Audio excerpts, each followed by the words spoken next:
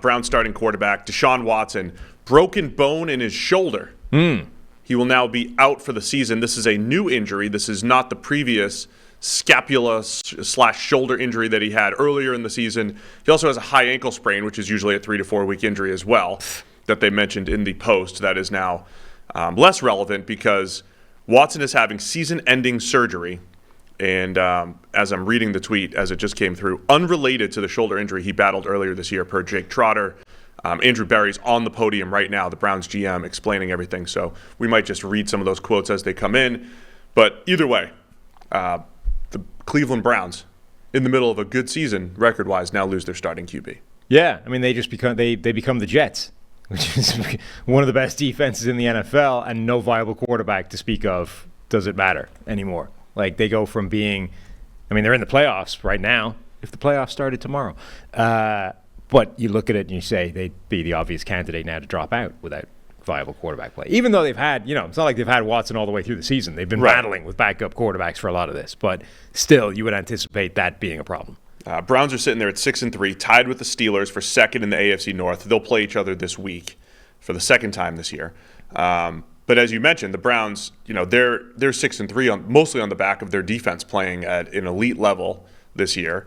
But it's also now the second time we've seen Deshaun Watson pretty much have his best game with the Browns. He's coming off of certainly the best half he's played with the Browns last week and then gets injured. Earlier this year, there were signs of life. He had one good game and then got hurt after that as well. So year 2 of Deshaun Watson in Cleveland, not going so well because he hasn't played a whole lot of football games. No. He's now $91 million, I think, into that deal and has barely played for them. And when he has played, it's not been good outside of the half against Baltimore, where it looked pretty impressive. I mean, so far, this has gone about as badly as it's possible for any significant quarterback move to go.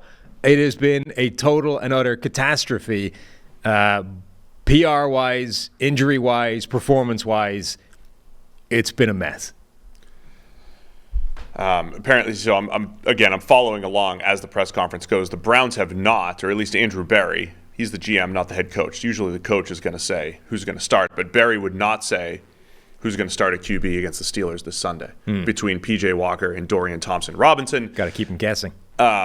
We saw DTR get one start earlier this year, but it was kind of like last minute, and it did not go well. And it was against the Ravens. Yes. P.J. Walker has not played well at all this season. I wouldn't put them past putting DTR back in there with, full week of prep and everything. I would expect them to start PJ, and then at some point they will turn to DTR once PJ, probably plays his way to the bench. Yeah. Like over the course of the season. I mean, they're both going to play between now and the end of the season would be the point I'm making. There was something Tom Palazzolo, the wording of Tom Pelissera's tweet made me kind of laugh. Browns quarterback Deshaun Watson wanted to be shot up to play through the injuries, and he sought multiple medical opinions per sources. But doctors were clear. If he got hit again in the same spot, the shoulder could fall apart. Now surgery awaits, and his 2023 season is over. That's not good. The shoulder could fall apart. Collapse. Yeah. Just the whole everything. Yeah, that's not one great. Of those that's one of those agent tweets, of course. Probably. Right? Yeah. I mean, listen. The guy did everything he could. But his shoulder he sought every opinion he could. However, we're one hit away from the whole shoulder falling apart. We have to elect for surgery. She's completely collapsing. Have to. Yeah. That's straight from the agency, right? Per Tom Pelissero. That's what happens. Just for some perspective here, P.J. Walker has the lowest grade among quarterbacks in the NFL by about 18 points. That's not great. 17 points. 30.8, though, overall grade for P.J. Walker. Yikes. 3 big-time throws, 9 turnover worthy, 1 touchdown, 5 picks, 51 passer rating. However you want to break it down, it's not good. That's why I'm saying might be a short leash for P.J. Walker if he ends up being the starter, and they could see what they could do with Dorian Thompson-Robinson. Of course, we know Nick Chubb also out for the season for a team that likes to run the ball as much as the Browns. It's been a rough year, and they're still sitting there at 6-3 because, as we said this offseason, this is a good roster. For everything else that they've done, Andrew Berry came in, loaded up on that defensive line, got Jim Schwartz as defensive coordinator. They did a great job building a good roster. The quarterback situation, though, has been a disaster. Yeah, I mean, the funny thing is, if the Deshaun Watson thing went even vaguely to plan, they would be one of the best teams in the NFL right now. Like, if he was playing just good football overall and playing, if he'd played the full season and was playing good, not even great football, is there a better team in the NFL than the Browns right now? And that's with the injuries. Like, even with Nick Chubb being down and Jack Conklin being down, like, even with those pretty significant blows to a team, they would still be one of the best teams in the NFL. I would say, if Watson just played the way he did in his last 3 starts, and look, the overall grade for him against the Ravens wasn't great. The second half was really good. But Watson against his last 3 full starts, Tennessee in week 3, Arizona in week 9, and then Baltimore last week, we said before the season, if he just plays 75 PFF grade type of football, that they'll be okay because of the rest of the roster. And that's proven true. They've been getting 30 from PJ or worse from DTR. If he just played solid football, Deshaun Watson, and was healthy, yeah, they're a good team. But now they have to figure out what how they're going to create some offense with a subpar QB situation. Do they have any option in terms of quarterbacks not currently on the roster? So obviously a trade is out because the trade deadline's gone. But is there anyone out there that could come into this team and give them a better shot than the PJ DTR? It's crazy because the Rams signed Carson Wentz. Carson Wentz, and he might be the most attractive guy that was out there. Who else? I don't know, man. I think, the same way they do the emergency QB deal, what if there was no trade deadline for QBs?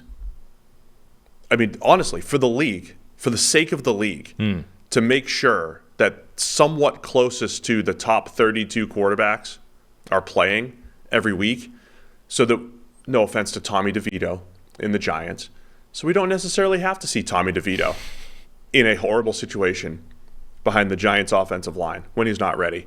So maybe we don't have to see PJ Walker, even though he played pretty well at times last year for the Panthers. Like, let's just waive the trade deadline for QBs only. Yeah. What do you think?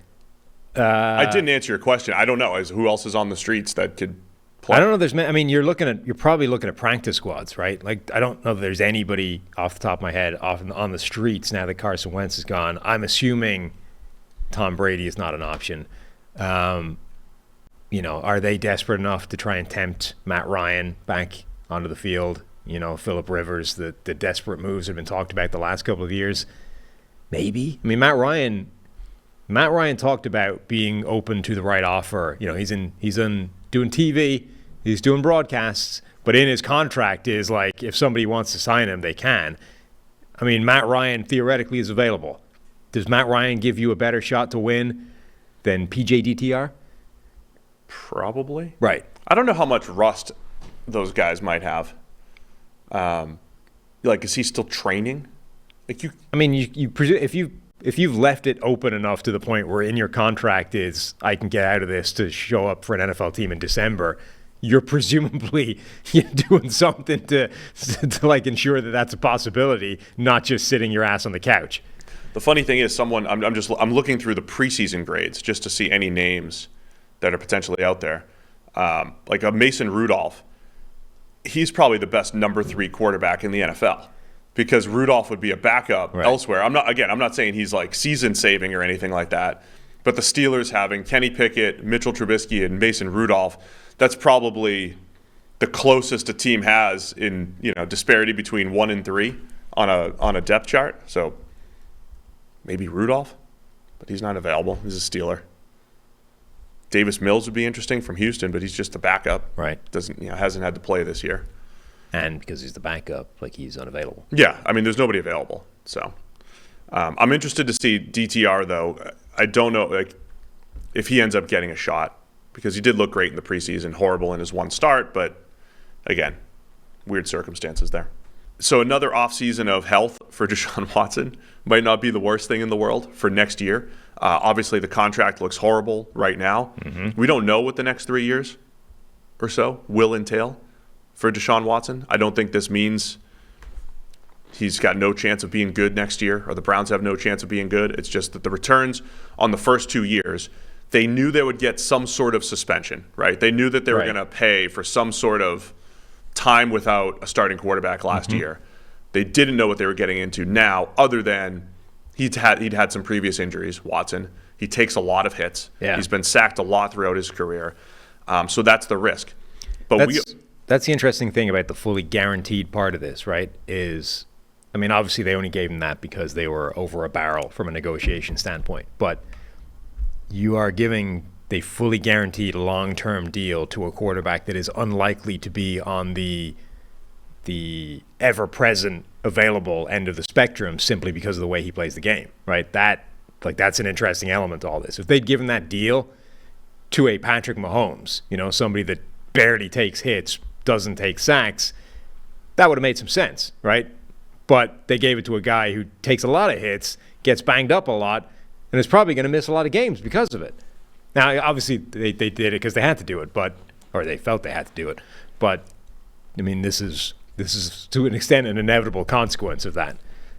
Yeah, and so, a lot of people are going to call this contract terrible, and I get it.